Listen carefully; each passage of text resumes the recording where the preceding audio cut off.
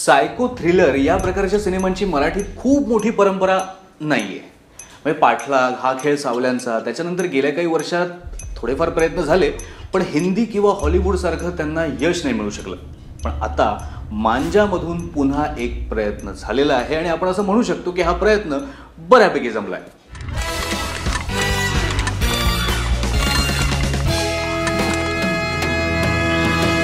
गेल्या वर्षी रिलीज झालेल्या बंध नायलॉनचे या सिनेमानंतर दिग्दर्शक जतीन वागळेचा हा दुसरा सिनेमा मांजा.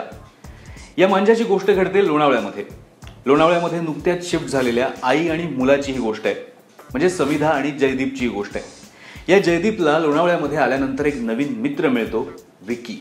आणि हा विकी आल्यानंतर नाट्य वाढतं, थरार वाढतो, गुंतागुंत वाढते. हा जो सगळा भाग आहे इंटरवलपर्यंतचा तो मस्त खुलवलेला आहे. पण इंटरवल नंतर या मांजाला थोडी जास्तच ढील दिली आहे. त्यामुळे ते पतंग जे आहे ते हवेत असं हेलकावत शेवटी त्याचा काय पोचे होतो.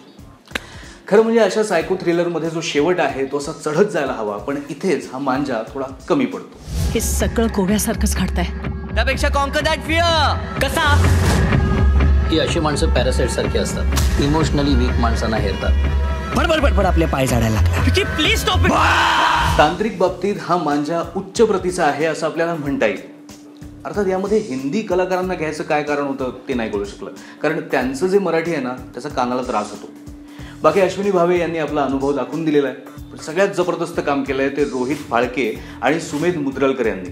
म्हणजे खरं तर अशा सिनेमात थोडा आक्रस्ताळा अभिनय व्हायचा धोका असतो, पण या दोघांनी खूपच समंजसपणे काम केलेलं आहे. बंध नायलॉनचे नंतर आपल्या दुसऱ्याच सिनेमात जतीन वागळेच्या दिग्दर्शनात जो बदल दिसतोय तो आश्वासक आहे. फक्त त्याने या मांजामध्ये शेवटी गाणं टाकण्याचा मोह आवरायला हवा होता. असो, जतीन वागळेच्या या मांजाला मी देतोय 3 पॉपकॉर्न. बरं, याशिवाय मराठीत बस स्टॉप हा सिनेमा सुद्धा रिलीज झालेला आहे आणि हॉलिवूडचा डनकर्क तो सुद्धा रिलीज झाला आणि त्याचा रिव्ह्यू सुद्धा आम्ही अद्भुतवर केलेला आहे. तेव्हा हे रिव्ह्यूज सुद्धा बघा, इंटरव्ह्यूज सुद्धा बघा. इंटरेस्टिंग नक्कीच वाटेल तुम्हाला. तुम्ही ते नक्की लाईक कराल, त्याच्यावर कमेंटही टाका, ते व्हिडिओ जास्तीत जास्त शेअर करा आणि आमचं हे जे अद्भुत चॅनल आहे ADBHOOT ते सबस्क्राईब करा.